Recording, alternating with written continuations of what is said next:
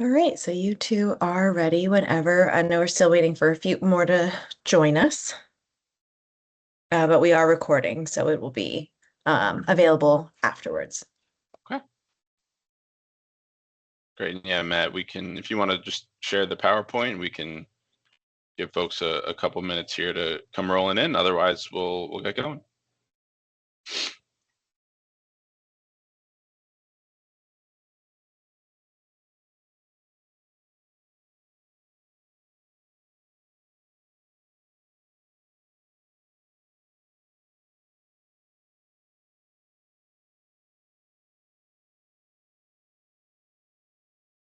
How's that look, David? Good.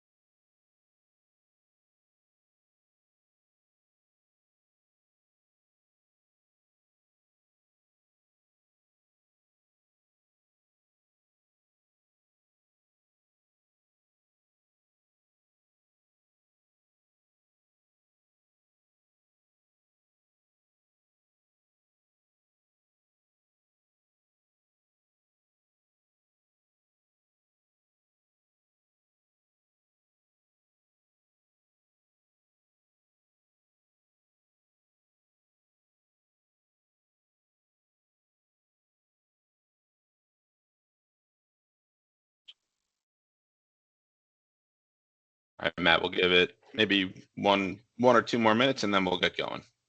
Awesome.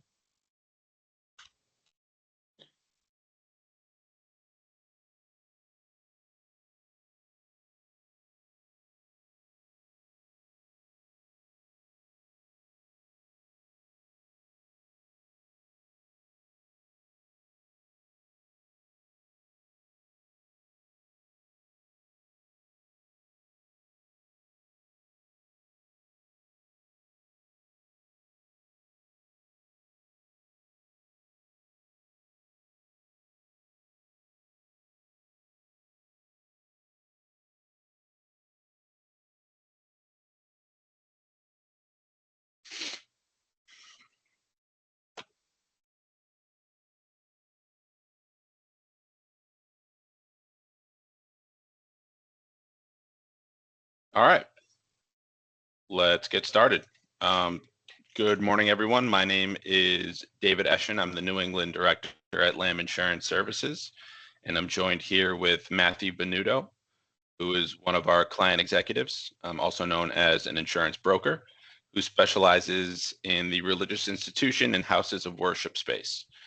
Matt, if you could go to the next slide, let's share the agenda for what we plan to discuss. So in a moment, we'll give you folks a very brief background on myself and Matt, just a quick, hey, how are you? Get to know us.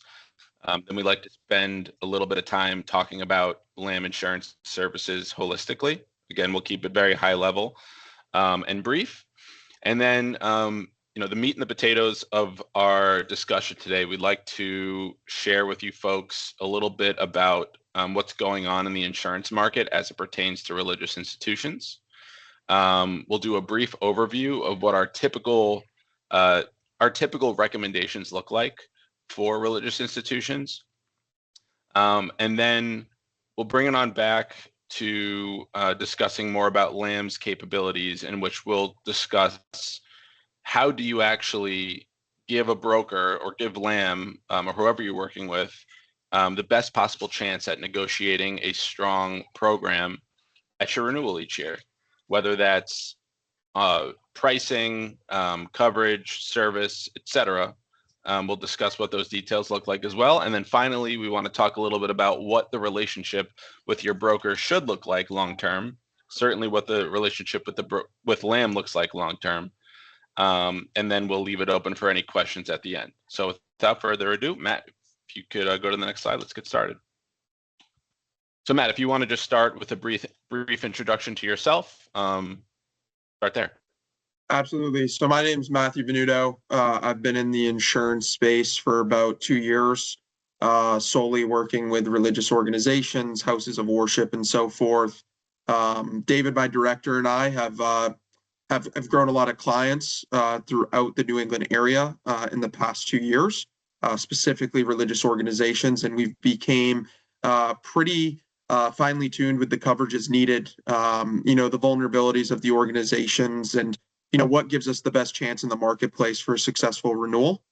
So we wanted to put this together today to just provide a little bit more information on how we can help you guys out potentially, as well as what you guys should be looking for within the 90-day period approaching your renewal.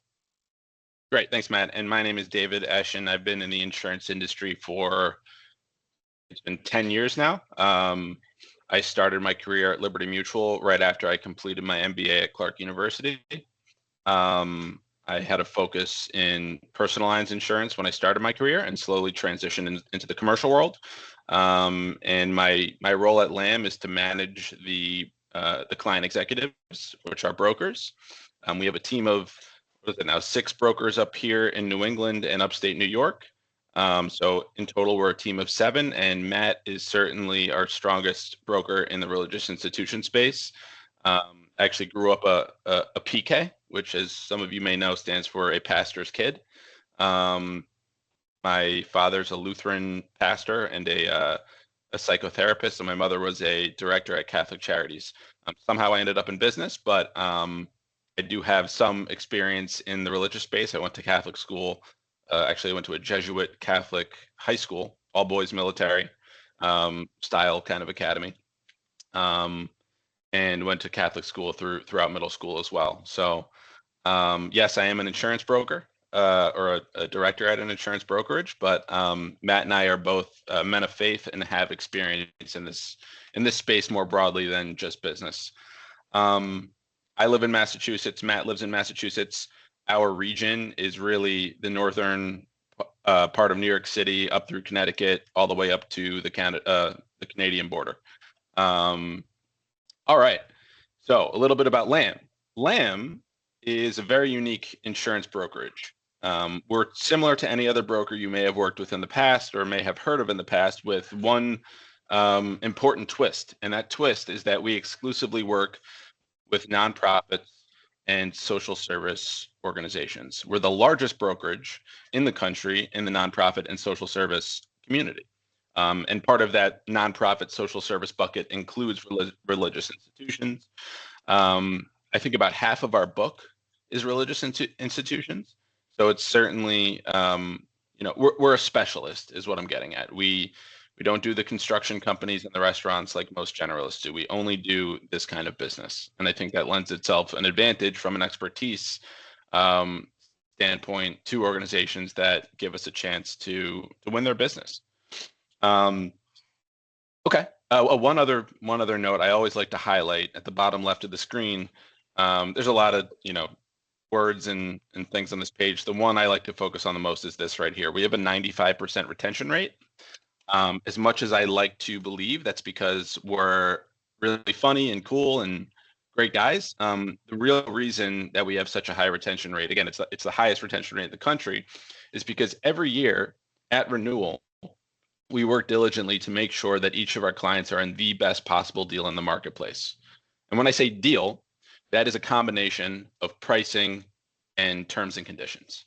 Our job every year is to present our clients with a renewal that, whether they're happy with it or not, is in fact the best possible situation that you can be in. And when we do that well every year, typically people stay. But yeah, all right, Matt, let's get into it. So broadly speaking, these numbers on this screen are a little outdated. This is the 2025 market outlook forecast. We have been in a historically difficult insurance market for the past, really, I would say since 2020, so 5.5 years or so. And when I say hard market, what does that mean? That means prices are going up across all lines of business. Capacity is shrinking, meaning the quality carriers are willing to accept less and less risk, or at least a smaller aperture of risk. And ultimately, it puts clients in a really difficult position where you're seeing renewals go up every year. You're seeing coverages deflate. In other words, you may be accustomed to having a $5 million excess umbrella. Now your premium is up 20%, and that $5 million excess umbrella has been dropped to a $1 million excess umbrella. Luckily, knock on wood, we are coming out of a hard market in some respects.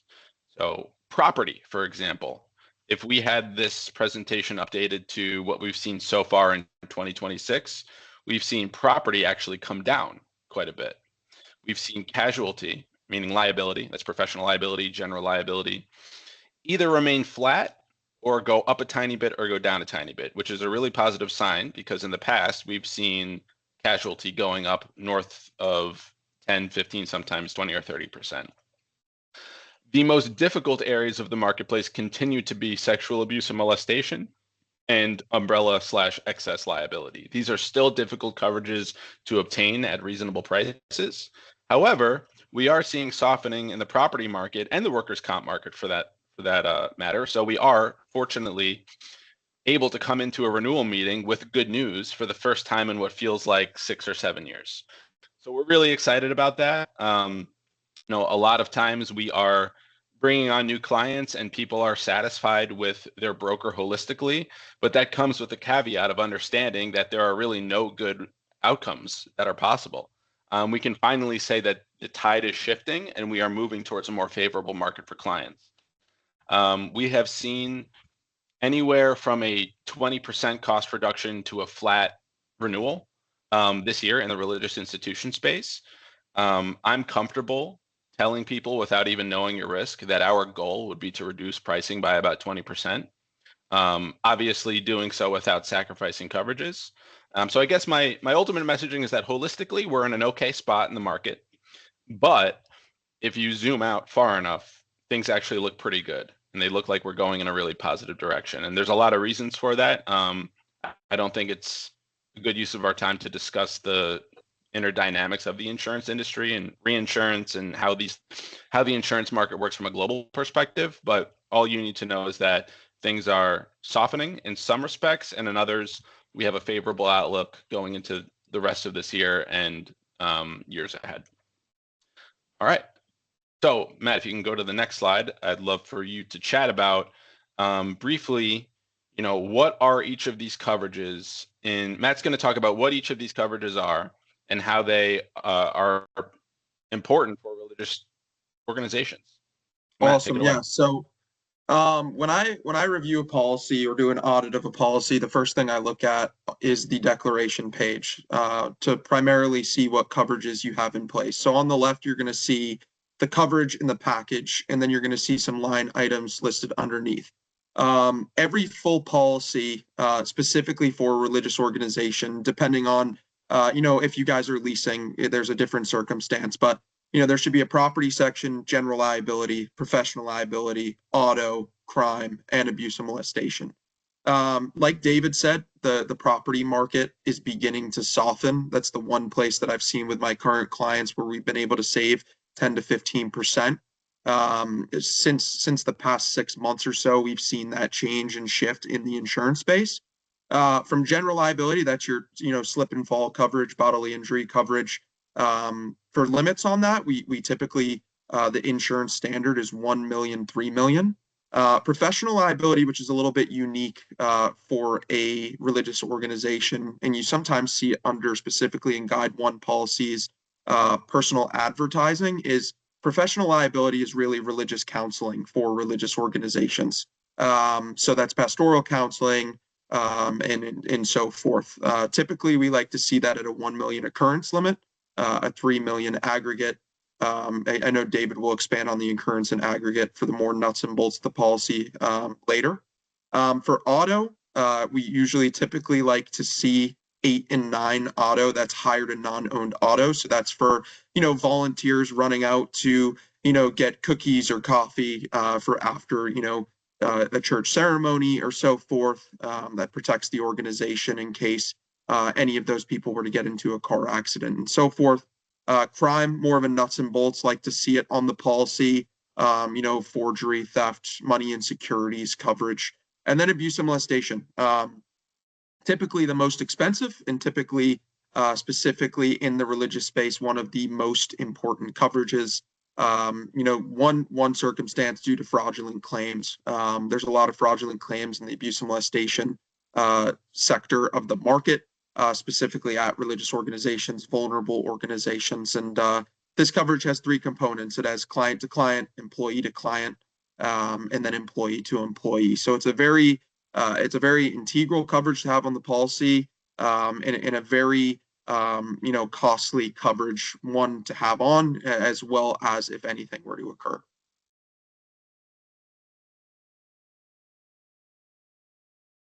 David? Apologies, I was on mute. Thanks, Matt. And to put things into context on the abuse and molestation piece, we have a client in Pennsylvania. It's a school. And I use this example a lot to articulate how costly these claims can be. There were two 16-year-old students that engaged in sexual activity on school grounds in a bathroom. There was no abuse. There was no molestation. It was simply underage kids partaking in these activities. And the parents ended up suing the school for lack of oversight once they found out. And the policy ended up paying out about $800,000 on the claim. So luckily they had $1 million of abuse coverage, but you can imagine how these costs can add up when there are more egregious and unfortunate things that do happen. Okay, thanks, Matt. Let's go to the next slide. So what do we actually do? I think this is a question that we don't always spend time to articulate to people that are not used to working with a broker. Maybe you've worked directly with a carrier. I know Church Mutual has a direct program, Brotherhood Mutual has a direct program. So what do we actually do? So this is just sort of a high level overview of what the broker does and where you as the client fit into that process and what things look like when they go well. So on the left-hand side of the screen here, so these are the steps to bind coverage, right? So there's an introductory call. It is actually sort of similar to this call. A lot of the content that we're discussing in this webinar is similar to what our first call would look like with a client. Obviously, it's more interactive because we're speaking together rather than us just talking at you. But we're sharing with you information about ourselves, about LAM. We ultimately want to make sure that there's cultural alignment, that you actually like us and want to work with us, because your broker is the de facto risk manager for your organization, or at least they should be, right? So our job as your broker is not just to place business. It's also to make recommendations for you, to articulate to you what are some steps that you can take to bolster up your risk management strategy? What are some steps that you can take to actually strengthen your submission at each renewal to reduce pricing? So it's important that we identify that the client and the broker, so in this case, Matt, have a personality that you would be comfortable hiring for your own organization. Actually, when we take on a new client internally, we say that we were hired by the organization. And when somebody moves on to another broker, we say that we were fired by the organization. So we very much view ourselves as, in a weird way, like a contractor, an employee of your organization. So it's really important for us, and I think for you too, to have that introductory call where we're feeling good about working together. Okay. In that call, there's a number of things we want to talk about. One, and the most important thing that we can understand as a broker is how can we help you? What are the pain points you're experiencing? How has the service been with your prior broker? What are your expectations? Are we starting from scratch? Do you perhaps need a full rundown of how the commercial insurance market works?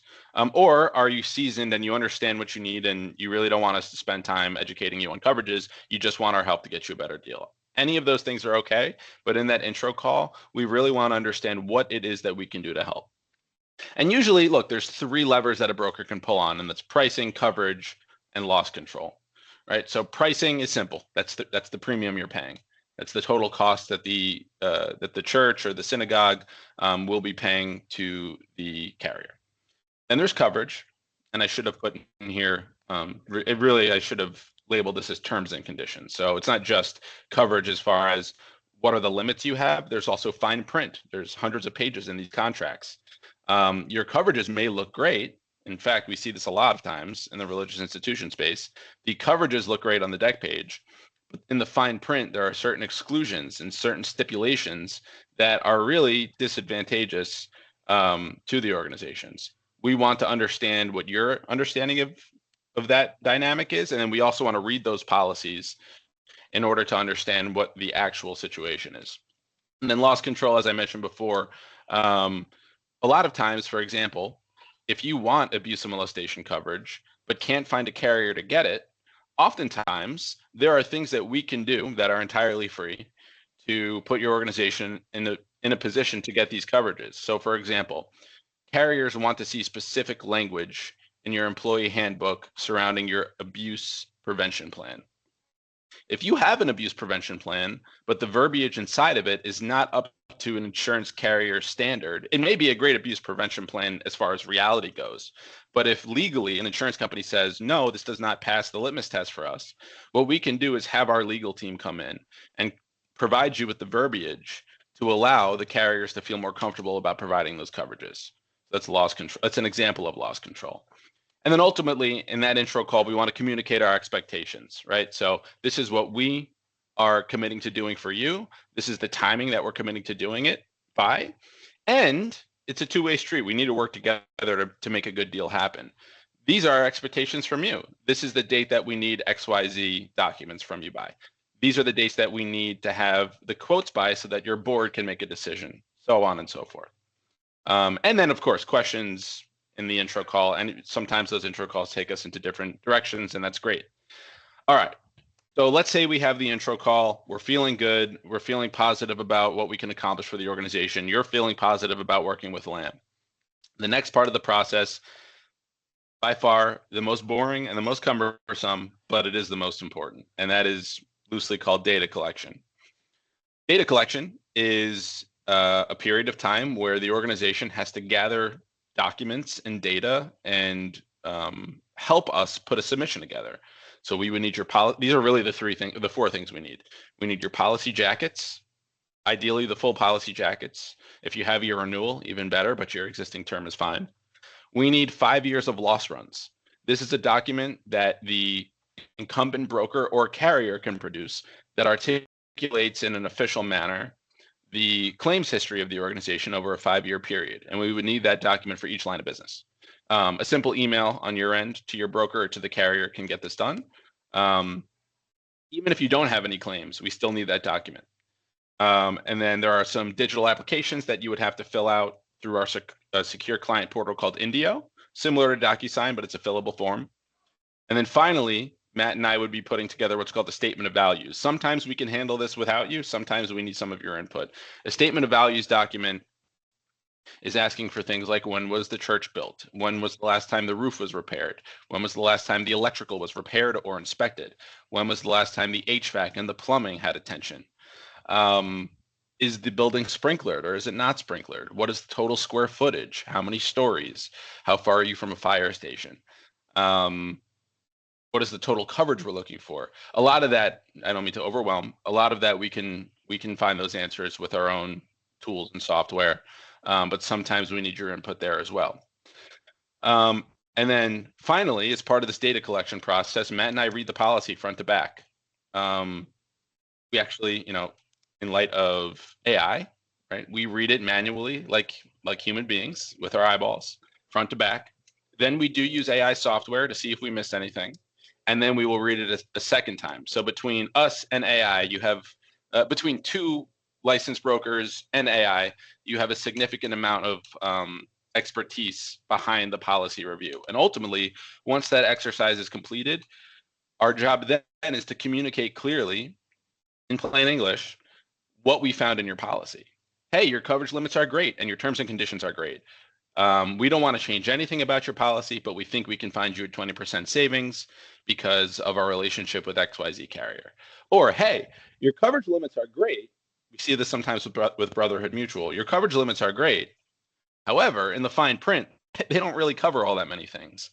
Your roof, for example, has actual cash value settlement language, whereas we want to see a replacement cost language. And we could talk about what those things mean in more detail, but just giving you an example of the kinds of conversations we have when we review the policy and read them. Ultimately, we want to come to you with a firm recommendation. This is what, based on what you asked for us to help you with, this is what we recommend we do when we negotiate the deal in the marketplace. And these are the findings that we uncovered in your policy. Okay, once we've done those kind of two exercises of having the initial call, the intro call, and then collecting your policy information, reviewing it, and putting a submission together, the next step is between LAM and the carrier. So at this point, you can kind of sit back and let us do our job, which is to approach each carrier and essentially negotiate. This can be a little bit more of a combative part of the process. We're certainly nice and friendly to the clients who we represent, but when we go negotiate with our carriers, we push really hard and we do a really nice job at using our relationships to knock down costs, to bolster coverages, to fix terms and conditions that are dangerous. Now, who are we and why do we have this ability? Well, I mentioned earlier that LIM is the largest brokerage in the country in the nonprofit and social service community. And on top of that, our book of business is highly profitable to our carriers. This has created a dynamic where we need our carriers, but they also need us. So we could sort of work together on the client's behalf to find cost savings that a generalist broker may not be able to find. And I would say this part of LAM, this is really the differentiating factor here. It's not something that I personally created. I am certainly grateful to be at a brokerage where I have the ability to use this leverage and cash in our relationship chips when we negotiate pricing terms and conditions. But this piece is super valuable, and it's been the result of doing great work for a 20-year period. Okay. Well, I guess, I should go into this as well. On top of having relationships with carriers that allow us to negotiate terms and conditions, we also have a relationship with just about every carrier in New England and in the Northeast that writes churches and synagogues and houses of worship. They are Church Mutual, Guide One, Philadelphia, AmTrust, Promont, Glatfelter, Fortegra. Matt, am I missing any? Great American. Great American. There's 8 or 9 carriers that we all have with each of them. Many of them, we actually have the largest book of business in the country with them. Guide One is a great example. Church Mutual is a great example. So when your largest broker comes to you and says, hey, we need 5% more of a discount on this policy, they listen to us. Now, they don't always give it to us, but I guess this kind of goes back to my point about we can guarantee you're in the best deal in the marketplace because you're getting a broker that actually has leverage in the marketplace negotiate on your behalf. Okay. Ultimately, after we collect the data, read the policy, create a strategy, and sit down with our placement team and engage our carriers, we sell your risk to the carrier. We present the risk in a way that hopefully makes them want to take your business. And what that ultimately does is it creates a dynamic where you may have 4 or 5 carriers that want your business if we do our jobs well. Once we get all the pricing back from those 4 or 5 carriers, we can then share with each carrier what the winning ticket looks like and have them compete even further to keep getting that bottom line pricing factor down as much as possible. And then ultimately, whoever wins.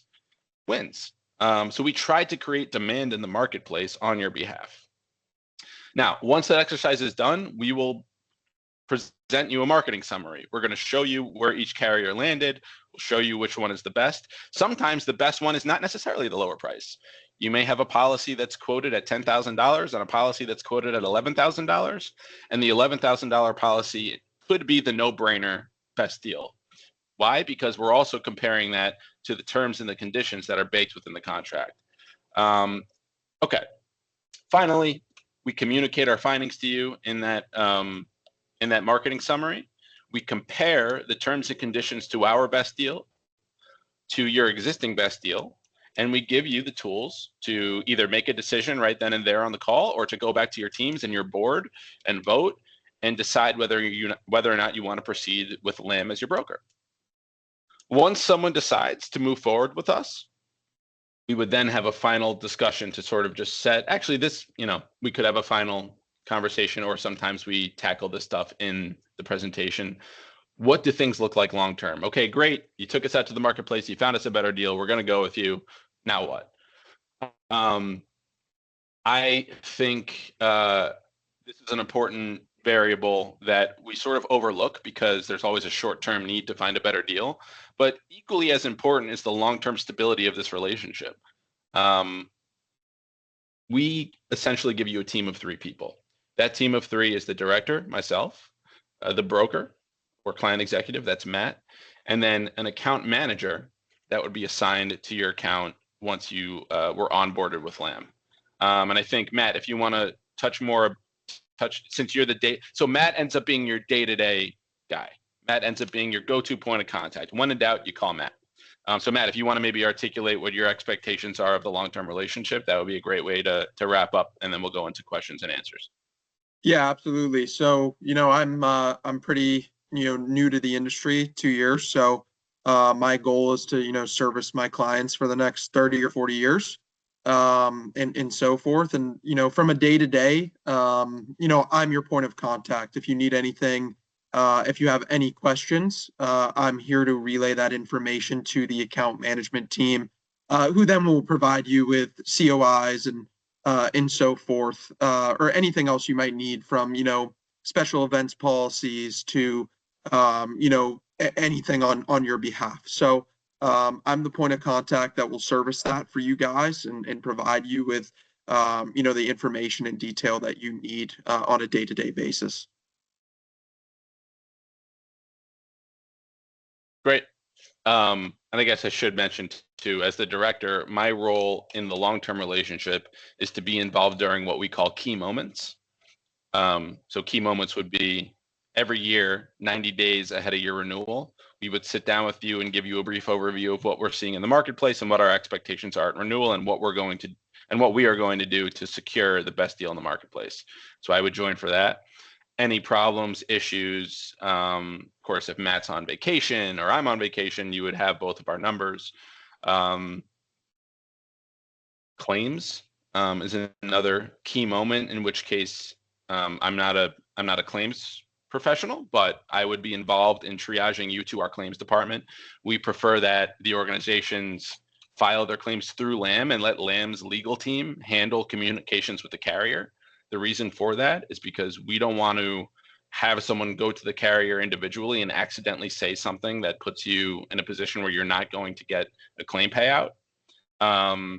You are free to do that if you choose, but there's a significant advantage to allowing LAM's team, which we have invested heavily into, to handle that for you. But yeah, I think holistically that is basically, in a nutshell, what LAM does. I would love to open it up for any questions that you may have, and certainly feel free to reach out to either of us. Our contact information is on the screen here. But with that, let's take a breath here, Matt, and see if there's any questions that come through.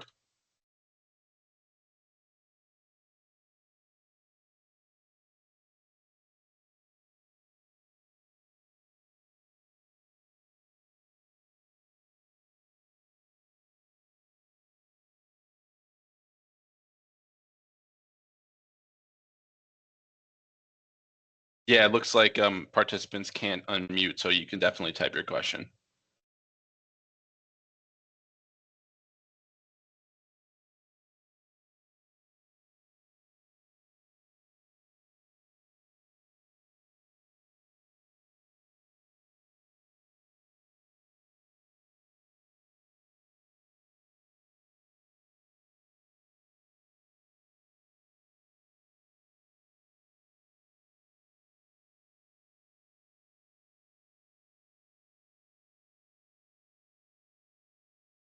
We were dropped by Church Mutual last year. Is there any risk of this with your organization? No. So LAM, as the broker, is essentially the middleman between the client and the carrier. So we have had clients that get dropped by carriers. Sometimes it's Church Mutual, sometimes it's Guide One.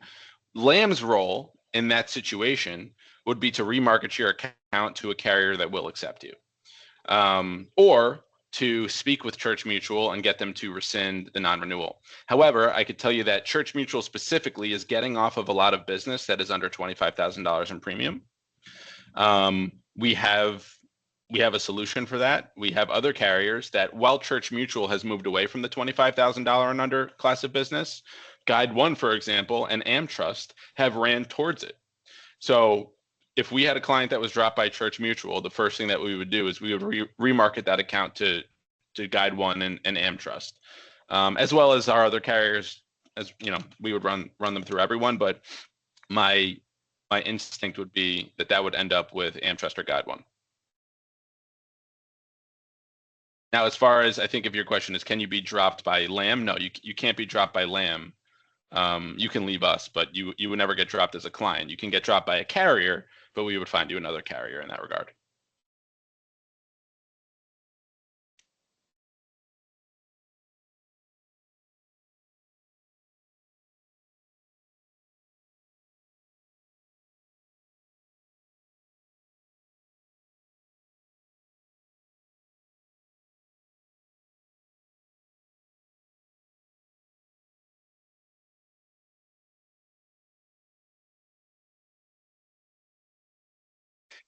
Yeah, Matt, this is certainly Matt's specialty. You want to talk about the employee handbook? Yeah, absolutely. So, Anthony, we have a risk management department internally through LAM for our clients that specializes in employee handbooks, abuse and molestation handbooks, procedures, and so forth. So whatever your handbook is or whatever you guys currently have in place, usually that's one of the line items that I like to look at before we go out to market to see which procedures you guys have so that we can get you the necessary limits on your policy or renewal. So we have an internal team that works with me. We revise a handbook that is up to the standards of these carriers. And then ultimately by doing so, we give that handbook back to you. And then that allows us to provide you with the limits that we'd like to see on the policy. Well said, Matt.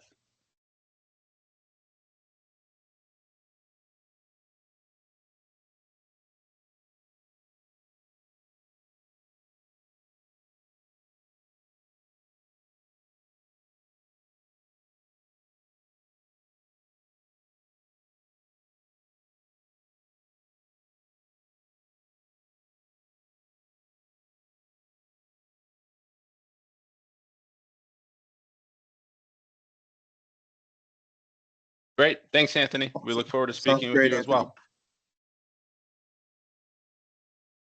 All right, we'll give it another minute, see if anyone else has any questions. Otherwise, Matt, if you want to put the contact page back on the screen, just if anyone didn't have a chance to write that down, and then we'll give everyone a minute to take down that information, any final questions, and then I think we'll wrap it here. I'll also be sending out an email after the presentation with all of this information for you guys as well as the recording. Great. Thank you, Dana. Thank you, Dana. Okay. Well, if there are any further questions, feel free to type them in the chat box. Otherwise, we will wrap it in about 30 seconds here. And thank you all for your time. And hope to speak with you soon. Anything else, Matt? No, thank you guys for joining today. I know that, a lot of churches have boards of trustees that are volunteer based and so forth. So really appreciate you taking some time out of your day to learn more about LAM and, how we can service you guys. Yeah, and this was the first, it's funny. We talked to so many religious organizations throughout the week and throughout the month.